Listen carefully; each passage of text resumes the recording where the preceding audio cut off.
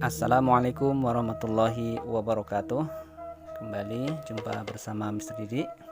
Kita melanjutkan materi tentang batik.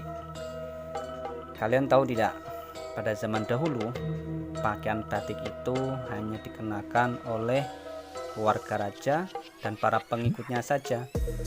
Hal itu karena selain belum banyak diproduksi, batik juga hanya boleh dipakai oleh orang-orang tertentu. Pada waktu itu fungsi batik bukan hanya sebagai penutup badan dan pakaian, akan tetapi batik lebih berfungsi sebagai pakaian kebesaran untuk menunjukkan identitas dan kedudukan sosial. Pakaian kebesaran itu bernama batik motif larangan yang hanya boleh dikenakan oleh keluarga raja dan para pengikutnya saja. Selain itu, batik juga tidak dipakai sebagai pakaian sehari-hari. Pemakaian batik disesuaikan dengan waktu-waktu tertentu, misalnya upacara pernikahan, upacara kematian, atau upacara adat lainnya. Sesuai dengan fungsinya, motif batik di Yogyakarta dapat dibedakan menjadi dua macam sebagai berikut. Yang pertama, motif batik yang digunakan untuk upacara adat atau upacara di keraton. Motif batik yang dipakai untuk kegiatan upacara adat merupakan motif larangan. Motif larangan mempunyai fungsi untuk menunjukkan kedudukan sosial dan peristiwa tertentu. Selain itu, motif larangan juga dipakai sebagai piranti pada segi magis religius.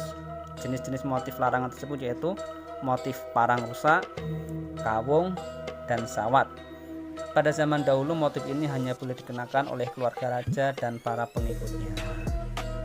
Yang kedua, motif batik yang digunakan untuk pakaian sehari-hari masyarakat.